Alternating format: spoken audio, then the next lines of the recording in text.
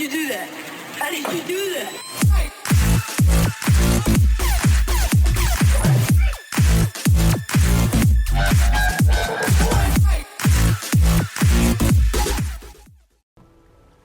Welcome back everyone to another ESO build video. Today is going to be the update to the Toxicity build. This is the Stamina Dragonknight for the Harrowstorm DLC. Now I do technically have two Stam DKs on my channel. This one is the advanced one. This is actually my main character setup, how I use it in all content.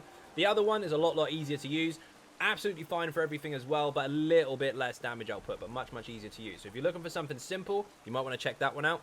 Spoiler, it's getting an update very soon. If not, this one is going to be advanced, so I'm going to be a little bit short on my explanations. I would expect you to understand quite a lot of this already, but I will still go through them nonetheless, just in case any information is already kind of missing, if you know what I mean.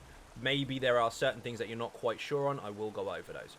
Now, let's go into the stats. We are on 9.7k max Magicka, 15.9k max health, and 30.8k max stamina.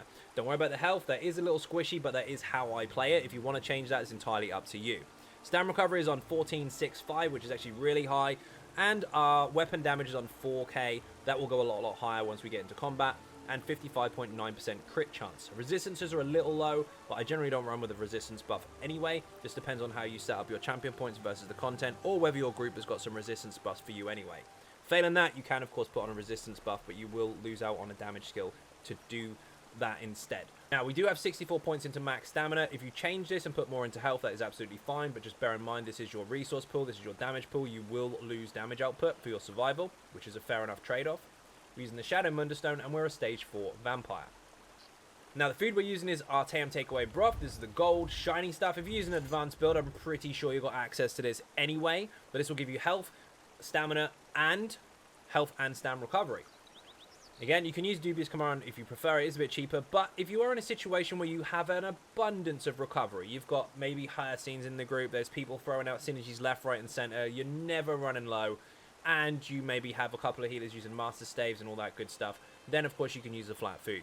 Occasionally you might want to heavy attack a bit more often than you would like, but just keep on top of your resources. You can use this instead, and this will heighten your flat stats. This will give you 33k max stamina and 18.4k max health. Your recovery goes down by almost half, but you do have this abundance of resources now, which is a lot more survivable, if you like. But for most content, in fact, nearly all of it, I use this. Only in a situation where you have loads of extra recovery do you use the flat stuff. Sometimes, personally, I do, but those situations are rare, especially if you're pugging. You want a solid group for that, and you need to build for it as well. Now, we're going to go over the skills in detail. All of these are going to be covered, but we're going to make them a bit shorter than usual, because again, I expect you to understand half of this already if you are following a title that says Advanced Build. So, first of all, we're using Venomous Claw, which is from the Ardent Flame skill line. Second ability to unlock starts off as Searing Strike, morphed to Venomous Claw. This does poison damage over time, over 14 seconds, with an initial hit as well. And the damage gets stronger the longer the ability is running. So don't spam this, let it run out, or let it run for as long as you possibly can before you reapply it, because the damage will escalate. Now, also, bear in mind that this does apply, on the initial hit, a poison status effect. So that's going to make more sense when we get to the passive, but that is incredibly important. So remember that this does apply poison status effect by default. This needs to stay on the target at all times. Single target damage over time is what the DK excels at, and that's exactly what we're taking advantage of in this particular setup.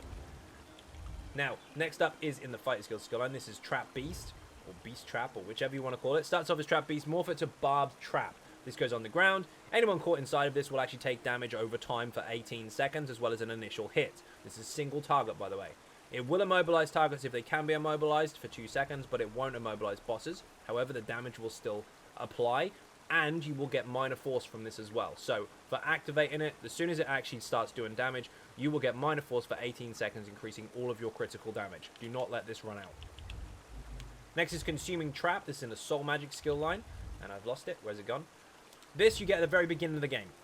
Doesn't cost you anything. The first skill you get. But you want to morph it to Consuming Trap.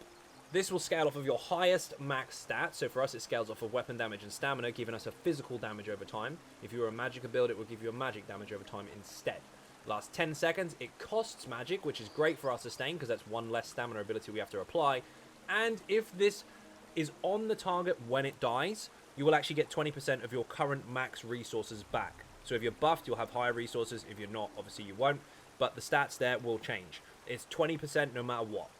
So what you want to do is be very tactical with this. Not only keep it on the single target for damage over time, of course, for your rotation itself, but also put it on enemies that are almost dead, because the more targets that have this, the more targets that die, the more resources you get back. It's very, very easy to stay really on top of your max stamina and health resources if you like. Magic is not so much of a problem if you apply this to multiple targets.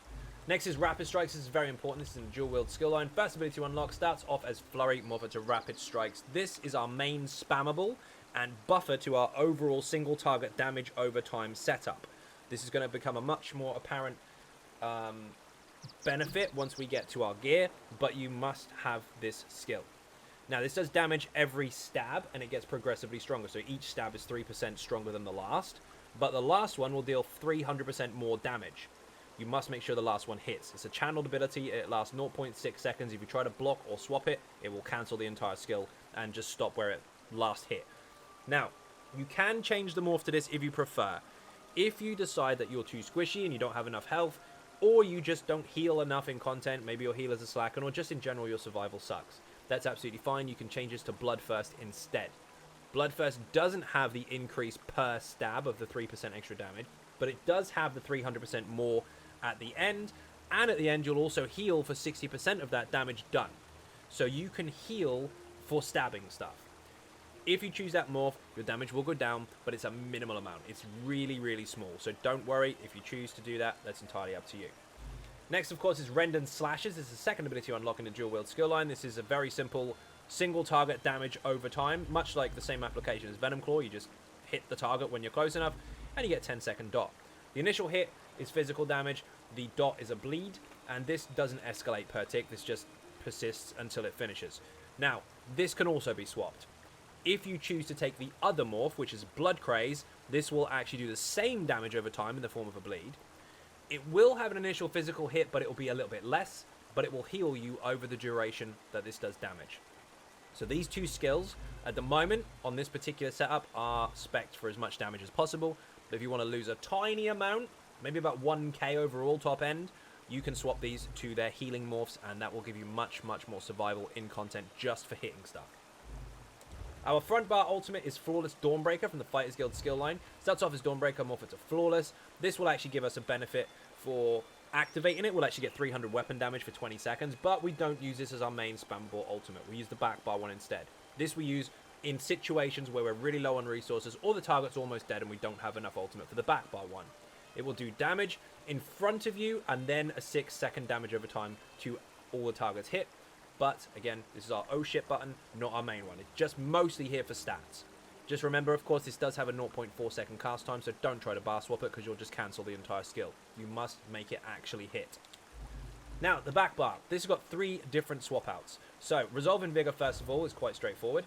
Basically, you go to the Assault skill line. You have to do a bit of PvP for this. Maybe Battlegrounds because you're guaranteed to get points even if you lose. Starts off as Vigor, morph it to Echoing Vigor. This will heal you and your group members within 15 meter radius of you. It's absolutely massive. And this heals over 10 seconds.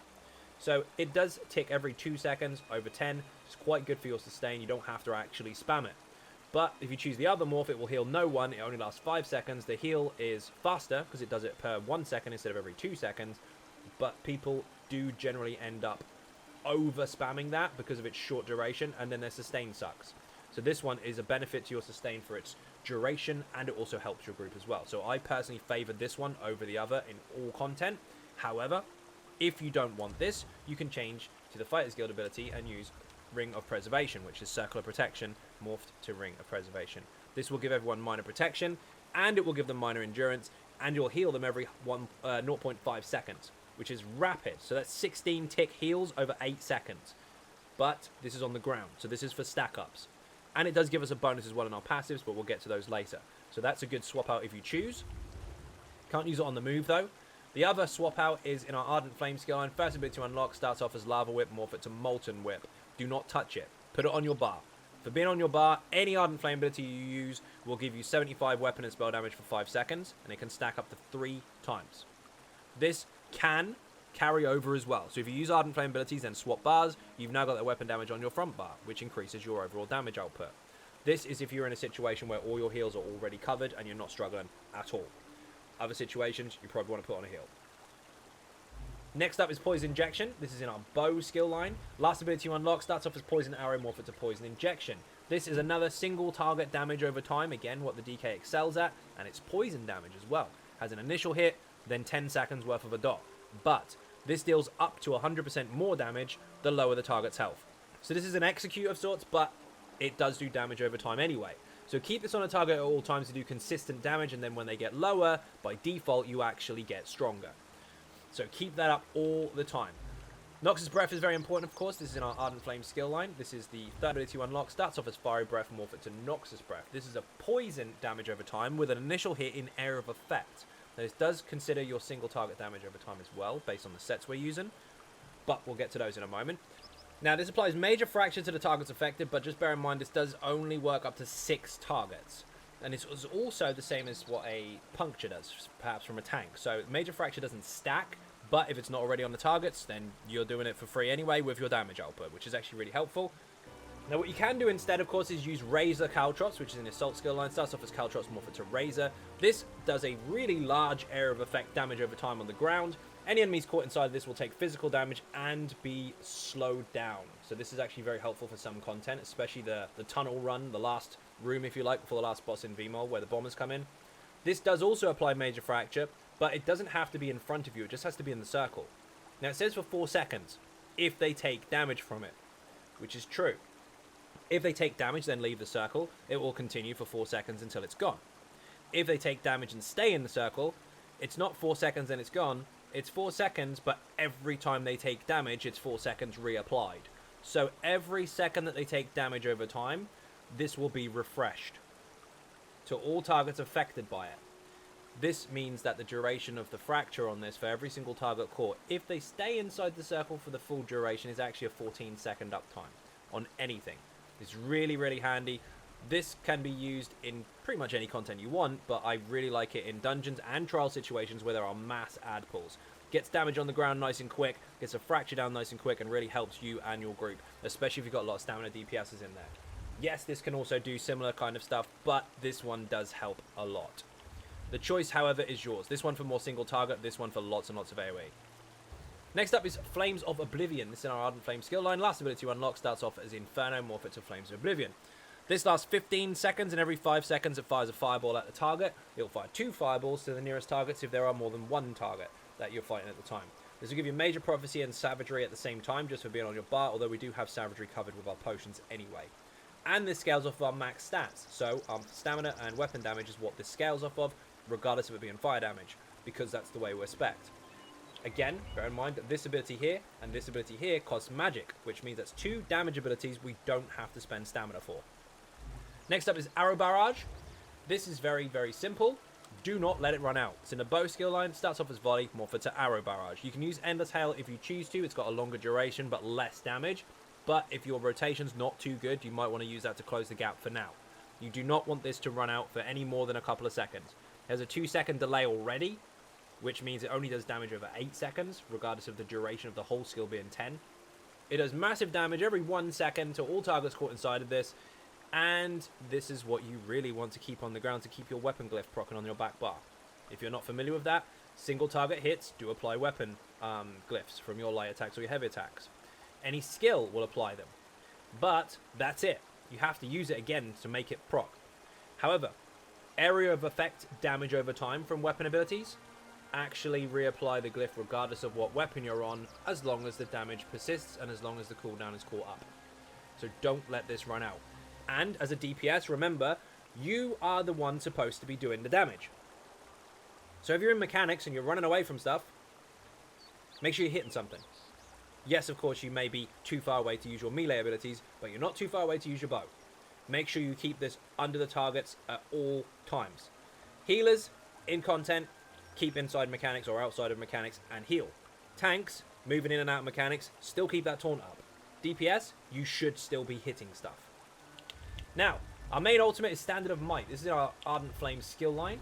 This needs level 12 to unlock in the Ardent Flame skill. Basically, you need to take Dragonknight Standard and morph it to Standard of Might. This will put a flame damage area of effect on the ground for 20 seconds, and to standard inside of it, you will actually do 15% more damage and take 15% less damage. Has a synergy attached to it as well. Your group should be using synergies if you're using advanced builds anyway. But if they do take it, they will do area of effect flame damage and immobilize the targets on the spot. Really handy CC and overall damage output for you. Bear in mind, of course, this is expensive, as it should be, and that's coming up in the passives.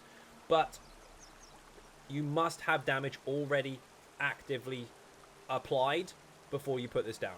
Don't just fire a blank banner and then start doing damage because you're wasting precious uptime on your extra damage output.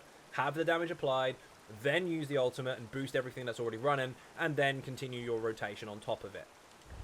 Now, we're going to go into passives, of course. These should be understood by you anyway if you are looking up an advanced build, but we're going to go over some of the more important stuff in some detail.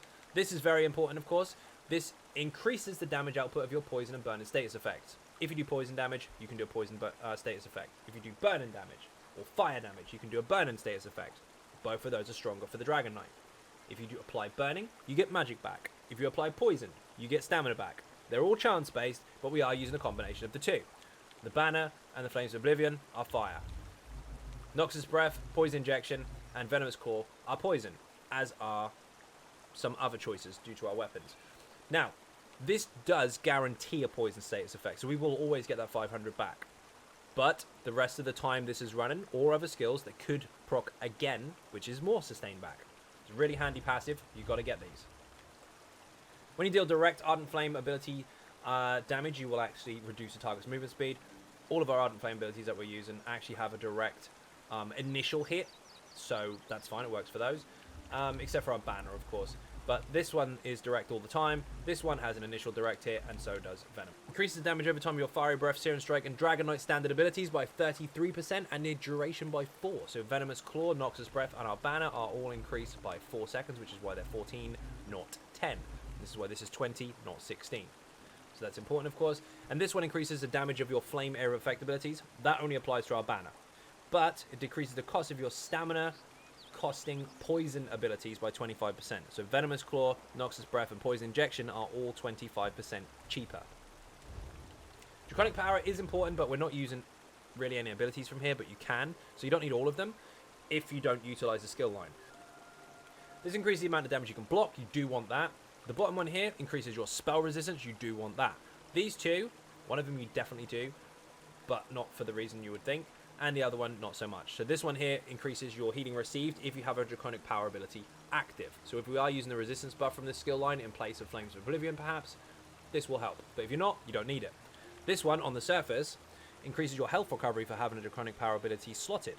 If we did have a resistance buff slotted on the back bar, while on that bar we would have the increase. That would be not that much because we're a vampire, right? Wrong. That's not what we want it for. We want it because it increases the range of our melee attacks by 2 meters if they are 5 meters in range. So our Venomous Claw, our Rendon Slashes, our Rapid Strikes, our Light Attack, and our Heavy Attack all have longer range. So although we are in the face of the enemy being a melee kind of build, we don't have to be right up their nose. We've actually got a bit of distance that we can have and still apply our damage. Absolutely fine. Earthen Heart, of course, these are very, very important, but they are situational at most. This increases the duration of your Earthen Heart abilities. We are not using any technically, but you do have access to Corrosive Armor if you choose to, as an ultimate, as a bit of an oh shit button instead of the banner if you're in a pug or your group can't survive very well, so that can actually help. This will make you borderline immortal for 12 seconds, so you take 3% of your max health in damage every hit, at most, unless it's a one-shot. And your direct abilities will ignore physical resistances. Now, Flames of Oblivion is not a physical damage type, so that won't actually be affected, although it is direct damage. But the rest of the stuff will. Damage over time isn't affected, direct damage is. This is, again, an oh shit button. You can use this in situations that you think you're going to die a lot. So this will heighten it in terms of its duration. Battle Roar is very important. Every single ultimate point you basically spend, you will get 46 health, magic, and stamina back. So if your ultimate is 125, you get that times 125. If your ultimate is 250, you get that times 250. So the expensive ultimate on our back bar is the one we want to use the most because the most resources we'll get back from it. Also, make sure you use your ultimate when you are actually short of 100% resources. You don't want to use an ultimate when you're at 100% because you get nothing back. You're already there. Use your resources, spend them, then get them back. Use them, spend them, then get them back. That's how you should work this particular passive. It's very important, very useful to your sustain, but if you fire out blank ultimates, you're going to run out before you build another one up. Also, this is why our front bar ultimate is called our oh shit button. because if we are very, very short on resources, we're really low, we don't have enough ultimate to fire the back bar one, but we do have enough for the front, we can use it as a little bit of a boost to get some of that stuff back. This is important, of course, but we're not actually utilizing any particular skills in this skill line, but there are choices if you choose to. This increases the damage output, basically, of your group by giving them minor brutality for 20 seconds, which increases their weapon damage by 10%, yours included. Now, if you've got a tank in the group, for example, spamming igneous shields, this is already covered. But if not, you can apply this yourself, and even for yourself in solo content as well, if you really want to. If you are using igneous shields, perhaps, or molten armaments to give people increased damage output, which you can, this is a choice, and you will benefit from this passive. But for us, we're not actually using it. But if you had to, I would use Flames of Oblivion and swap that for molten armaments or igneous shields or whatever you need from this skill line at the time. It's not part of the build, but if you do choose to do so, you will benefit from this passive. Also, bear in mind, of course, you will get 3 ultimate back once every 6 seconds if you use an Earth and Heart skill. And you'll get 990 stamina back as long as the ability doesn't cost stamina. So if you use Stone Giant, you won't get that back. If you use Molten Armaments to boost Major Sorcery and Brutality of your whole group, then you will. This is also a really good option sometimes. If you're in situations where your sustain is really, really low and you might have to heavy attack a lot, take this off, use Molten Armaments, buff the group both with Minor Brutality and Major Sorcery, and get extra damage out of your heavy attacks for you using them to sustain. There's choices. Dual wield is important, of course. Get every single one of these. Not going to go into them too much, but do bear in mind, of course, this is important because the weapons you choose depends on what passives you actually get. We are currently using a dagger and an axe. So we have a crit rating bonus, and we have a chance to do a bleed damage over time on the target. Obviously, these stack up with each other, so if you have 2 axes, you have a higher chance. If you have 2 daggers, you have a higher crit chance. If you have 2 swords, you have a higher damage output. All that good stuff. But we're using 1 axe, 1 dagger. All of these are required. They reduce the cost, they increase your damage output, and one to pay attention to above all is that this does act as an execute passive. Your light attacks, your heavy attacks, and your dual wield skills will do more damage at lower health. And here's a swap out, by the way. Rend and Slashes can be swapped for Whirl and Blades if you choose to. Starts off as Whirlwind, morph it to Whirl and Blades. This is your execute in area of effect. Yes, of course, it hits single target as well, but this is an area effect ability. If you choose to use this, the rotation will change slightly, but your damage output overall will actually be about the same versus single target. But bear in mind, you must use this at low health. Don't use it any other time, just when the health is low. When their health is below 50%, you'll do more damage. So I kind of use this below sort of 25-20, and it stacks with this passive here. So enemies lower than 25% health take more damage with dual wield skills, including this, and it stacks really, really well. This particular skill as an execute, even on this build, fully buffed in trials if you've got all the shiny bonuses running at the same time, which is rare, but just in case you do, you can crack way over 100k and execute with this. And I don't mean 100k DPS, I mean 100k per spin. Really nice if you get lucky crits. Bow passives, of course, you want to get every single one of these. They increase your damage output, they increase your crit chance, they increase your reduction to cost, but also above all, just bear in mind, of course, this is important. Do not miss your light attacks. If you light attack with a bow, you will actually increase your damage output with your bow by 5%, stacking up to 5 times, and it will last for 5 seconds. If you do apply your successful light attacks while you're on your bow bar, your bow skills will hit harder. It's as simple as that. Don't fail this. We won't get the full use of it every single rotation, no, because we don't actively use the bow as a full-on spammable, but we will benefit from some of it. So pay attention to this passive, it's very, very important. Hasty Retreat, of course, as well, is your evasion. If you dodge roll, you'll get a speed boost, but don't dodge roll too often, because if you dodge roll too close to a previous one, you'll get an increased cost for your next dodge. We are not using any light armor, we're not using any heavy armor, so ignore them completely. We're using all medium. You want every single one of these. They are all beneficial to us. Most of these are for each piece worn, so we actually get 7 different bonuses stacking on top of each other for weapon crit, for stam recovery, reduction to cost, improved sneak, and of course detection radius, which is not that important, but it's great anyway for certain content. Now, you do need these, of course. These will increase your weapon damage by 15%. You've got to have 5 pieces for that. And this will increase your movement speed and reduce your dodge roll cost. Remember, we're using a stamina bar to heal, damage, and evade, and block. We want to get those costs down.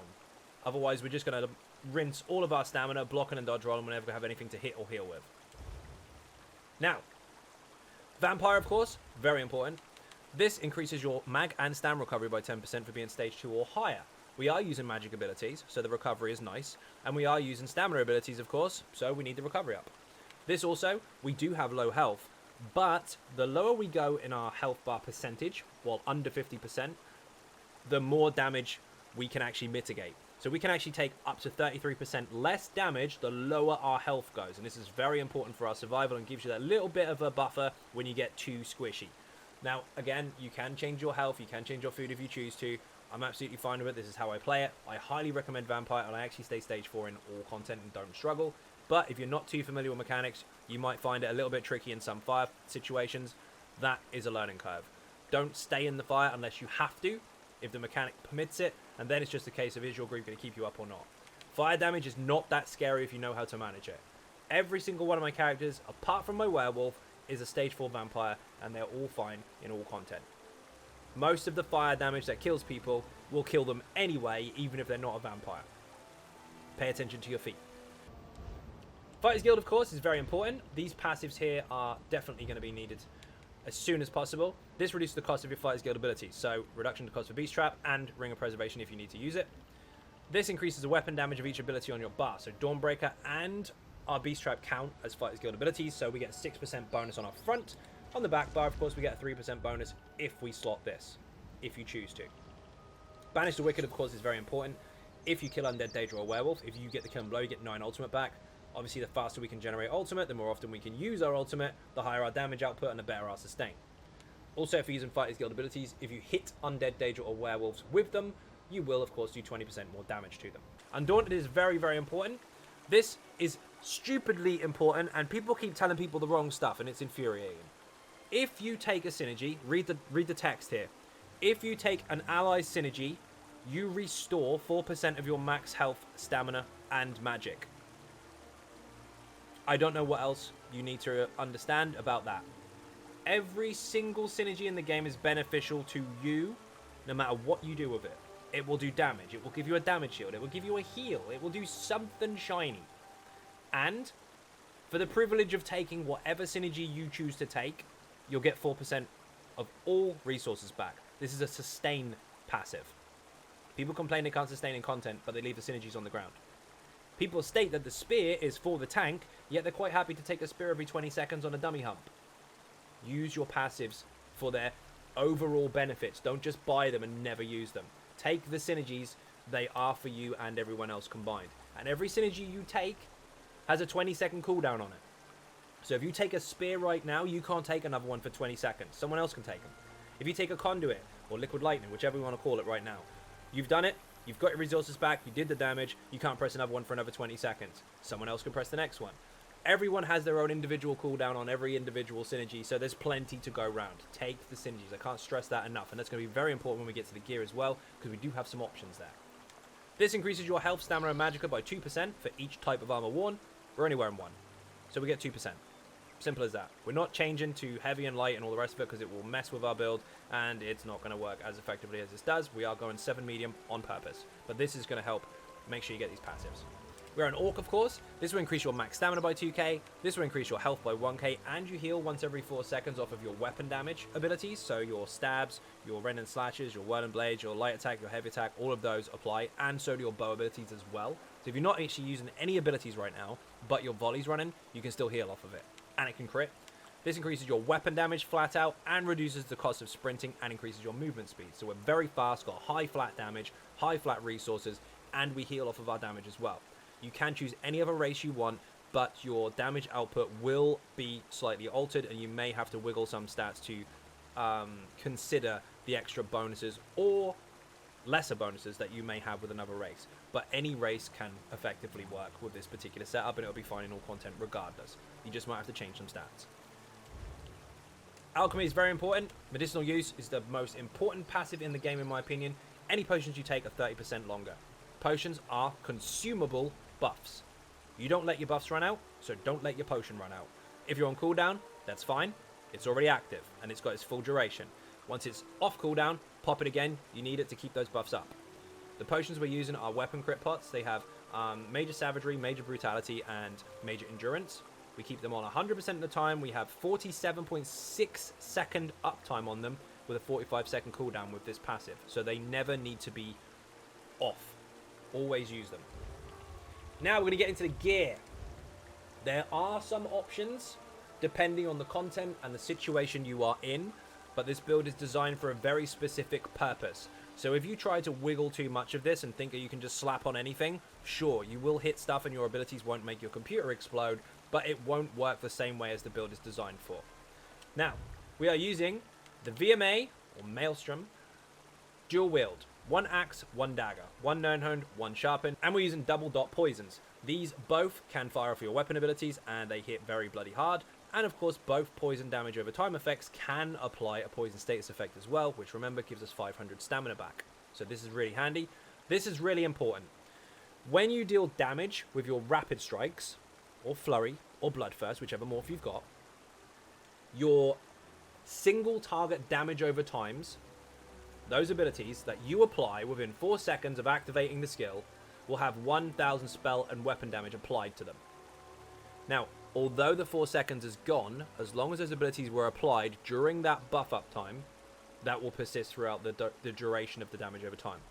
So what you need to do basically is fit in as many single target dots as you can during this time, or reapply it and add some more. And that's exactly what we're doing. We are built for damage over time.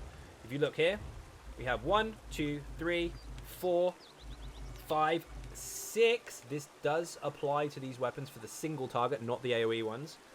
And technically 7 if you count Dawnbreaker, but we don't use it that often. This is damage over time and is not boosted by its own buff, but everything else is.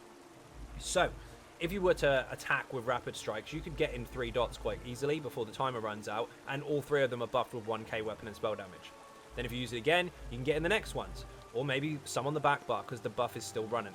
It's really, really handy. Make sure you use these weapons for this build. Any other weapons won't do that, so just bear that in mind.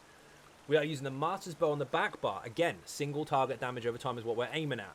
Now what this has is a weapon and spell damage glyph on it in Infused to give us a really fast-paced uptime and higher strength glyph, but watch your soul gems because it's going to run out quick.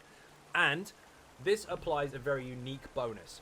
If you attach poison injection to the target, to any target, that target will take more damage from you, equivalent of you having 301 extra spell weapon damage. It doesn't mean once you fire this, every target you hit has that buff. The target must have poison injection on it.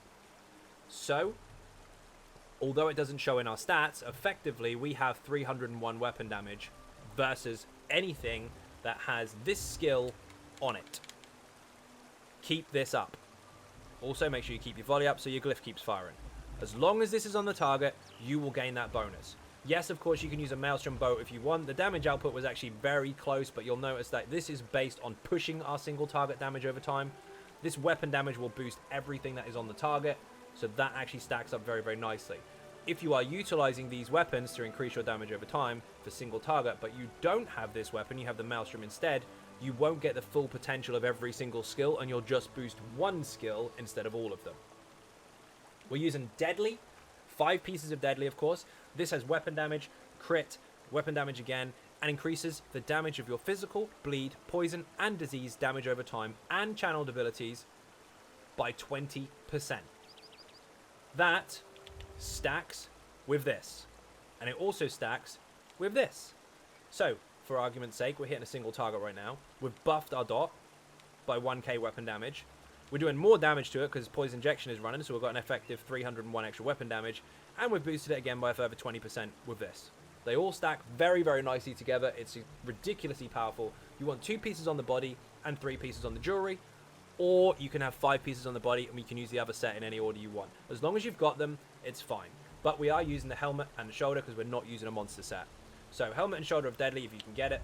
Any order, remember, it doesn't matter.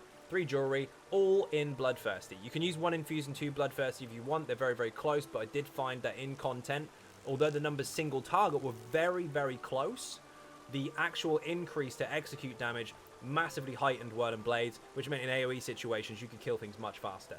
So, Bloodthirsty on all 3 with weapon damage on all of them. Now, the main set we're using can be swapped, as can Deadly. We're using Reliquin. You don't have to have the perfected version. You can use the regular version. You'll just be 1k stamina short. But This has a weapon crit bonus, increases all damage we do by 5% in trials, arenas, and dungeons. Has a weapon crit again, so lots of nice crit damage there, or crit chance even. This has an extra 1k stam, but like I just said, if you go for the normal one, you'll have 1k stam and less. It's not the end of the world. And your light attacks and heavy attacks apply kind of a spin and top wind effect on the target, once a second. As long as you apply a light attack once a second, you can stack it and stack it and stack it up to 20. Then if you consistently keep up your light attacks, at least one every one full uptime of this, so 5 seconds, then it will stay with you. Don't let your light attacks fall off. If you stop light attacking on your bow, you'll lose your Hawkeye passive. That's a 5-second duration. If you stop light attacking on this, you lose all the stacks. They work together quite nicely. So if you can keep up your Hawkeye, you can keep up this. Yes, it applies to both front and back bar, but that's a good way to gauge it and balance whether you're actually keeping up them or not. If you can't use this, and some people can't, then you want to take it off and use something else, because a whole 5-piece set doing nothing is a waste of time. If you can use it, or you can practice to use it, then of course you're going to get a very high output versus single target with this. You can put it on multiples, but it's tricky to keep that up. Also in content, if you have to move in and out of mechanics, you're the DPS, remember? You're supposed to do damage. Don't run out of mechanics and stop doing damage. Keep this up. If you can't reach with your dual wield, you can reach with your bow. Mind your feet, keep the bow light attacks up at least to keep this spinning. If you're not capable of doing that in 90% of situations, then you need a lot more practice, or like I said already, take it off. And a very good alternative to this, I actually do choose to use a lot of the time, is Alkosh. If you put this on instead, you don't have to stack up any wins. You do still need to keep up your rotation, because let's face it, that's the whole point. But this will give you the same crit bonus, it will give you the same minus slayer, it will give you a weapon damage increase instead of a crit bonus, which is quite nice. And the 5-piece bonus, if you take any synergy, remember you get 4% resources back. If you take any synergy, you will hit people in front of you with physical damage to start with, and then you'll apply damage over time to them. This will reduce their physical and spell resistance by 3010 for 10 seconds. Now, how this works is every single synergy you take will, of course, give you resources back in your passives. We went over that already. That's obvious. But this will do another initial hit and add another damage over time to area of effect targets in front of you. Every single synergy will add another dot, and they stack. By design. Now, the physical and spell resistance is unique. That doesn't stack. It will just reapply. So you can keep uptime on it, basically. The more synergies you take, the higher the uptime, the more damage output you have in single target and area of effect. And another game breaker for this is its damage over time, which means Deadly does boost it. Deadly also boosts Reliquin, by the way, because this is damage over time. But your Alkosh procs, if you can keep loads of them up, especially if you're really comfortable taking synergies, is really powerful. The damage output of this, especially in heavy mechanics, can actually outperform Reliquin in content. Versus the dummy, that's not so easy to gauge, because let's face it, a lot of synergies in the game require you to have lower health, and we can't get hit on the dummy, so we can't actually supply or apply even most of the synergies. But this is really powerful. Yes, tanks use it, that's up to them. But most of the synergies are where we're standing. If a tank is standing on the spot, say for argument's sake a Dragonknight tank, and they're using Bone Shield, they can't take the synergy. They're using Choke and Talons, they can't take the synergy. Maybe they're using a banner for CC, they can't take that synergy either. So far, they've got 3 synergies going that I can take and they can't. I'm now 3 procs up on the deal. Spears, I can take those. Conduit, I can take everything else in the game. The tank's position is okay for a few synergies. My position is okay for all of them. I can take every single one because I'm in the face of the boss and I'm where all the damage is landing. This is very powerful. It was designed as a DPS set. It works really well as a DPS set, but most people are too scared to try it. I would encourage you to give this a whirl and see if you like it. It's a very nice set. The other option, one more option, you can put this in any position. If you don't play Trials, but you do have the Maelstrom and a Master Weapon, and you do want to take advantage of this particular setup, even if you don't do normal Trials to pick this stuff up, you can get this from the dungeons. This is Elderscrollsonline. This is a very new set. This is kind of like an AoE Reliquin. Basically, it calls a big spinny dude out, and he spins and spins and spins and does damage over time in area of effect. It doesn't hit quite as hard as Reliquin's single target, but it does apply all of its damage in AoE. It's really, really powerful. It has a nice stam recovery bonus on it as well. You do lack crit, but it gives you a nice recovery bonus. So your sustain and flat damage is up. Now you can use this alongside Deadly, and it will be stronger with Deadly because it's bleed damage over time. However, if you're in content and you are using Alkosh, there's lots and lots of ads, you're getting loads of damage output from loads of different synergies, then you can put Aegis Caller on as your secondary set instead of Deadly, and your area of effect will be nuts. Alkosh will be area of effect for your synergy taken, damage over time, and all that good stuff, and debuffs. And Aegis Caller on the head, shoulders, and jewelry will actually do spinning damage over time and hit everything else as well. You basically just keep doing your rotation on one target and everything in the room gets hit. Those are choices. You can swap them out as much as you like. This is the main flat single target damage over time setup. Alkosh, if you've got an abundance of synergies, will actually outperform it, but the choice is yours. Now, trait-wise, Divines on everything. Very straightforward. Now we're going to go into champion points. 72 into Ironclad to reduce the amount of direct damage you take. 64 and 64 in Hardened Elemental to reduce the amount of everything you take. And 51 into damage over time to reduce furthermore the amount of damage over time you take, regardless of its damage type. Unchained is important, of course, because if you do break free, you will reduce the cost of your next stamina ability by 80%. Use something expensive after you break free. It's much cheaper. Crit Leech is also incredibly important, by the way. If you do critical damage, you will actually heal once every 5 seconds. That does stack alongside our passive as an Orc. 19 points in Quick Recovery to give us a Healing Receive bonus, so if we do get healed, obviously, it is stronger.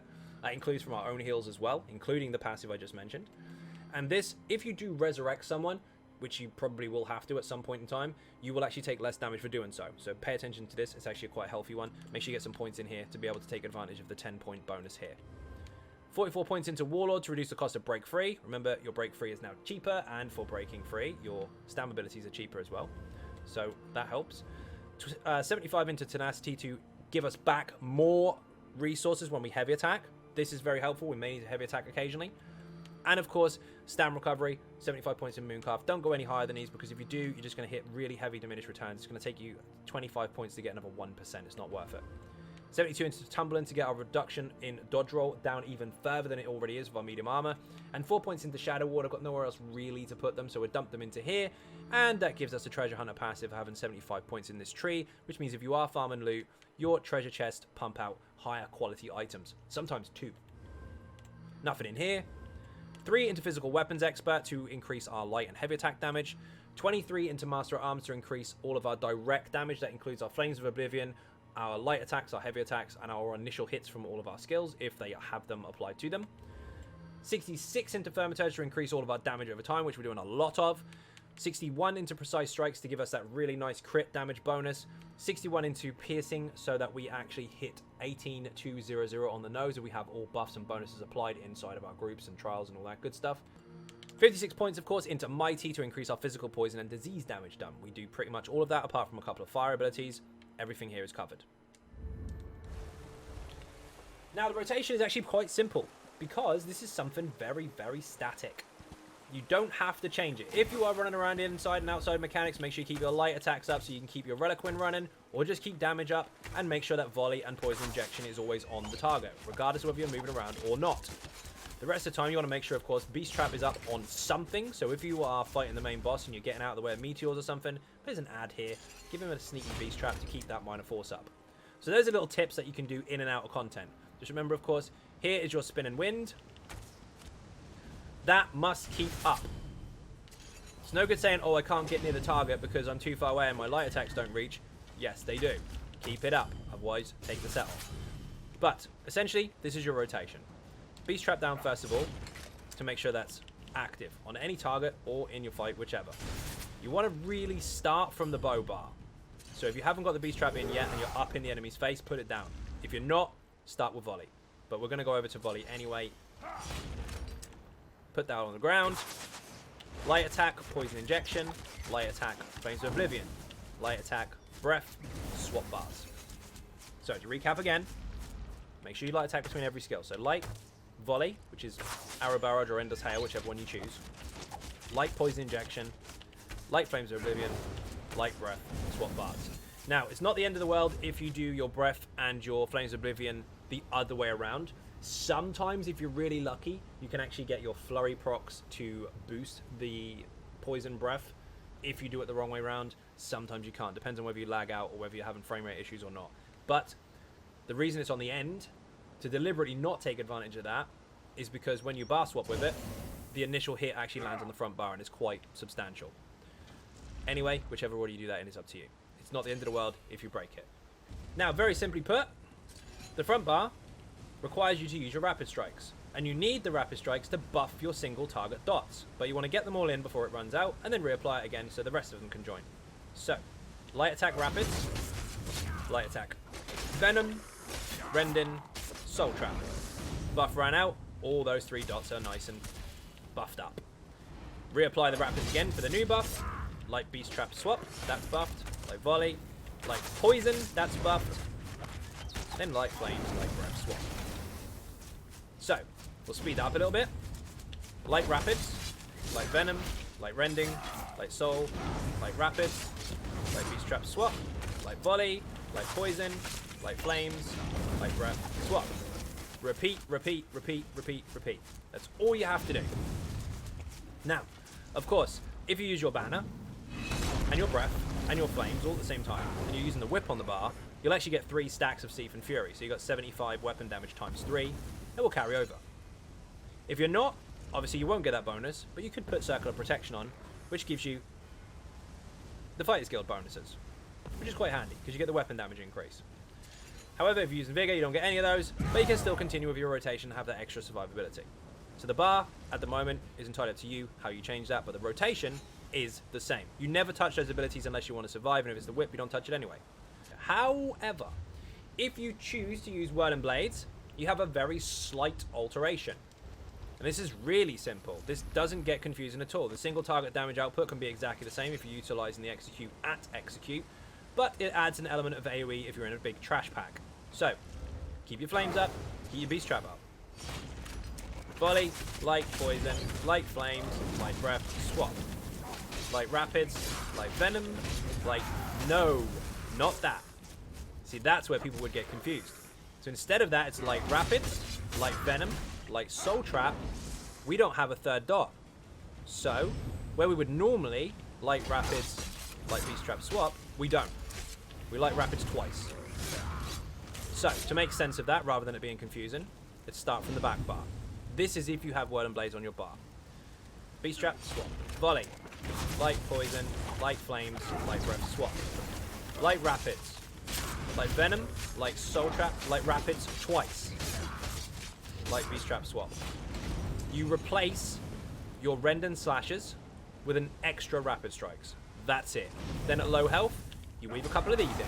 And you start executing with your spins. No real complicated switch over there, and the damage output is pretty much the same. Many, many tests have done so far. They're all very, very close. What you're looking for is a screenshot just here, actually.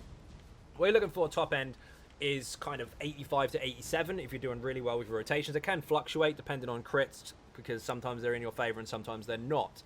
However, the reason we're not using Loki on this build, first of all, is because you don't always get enough synergies to apply it 75% of the time like you do on the dummy.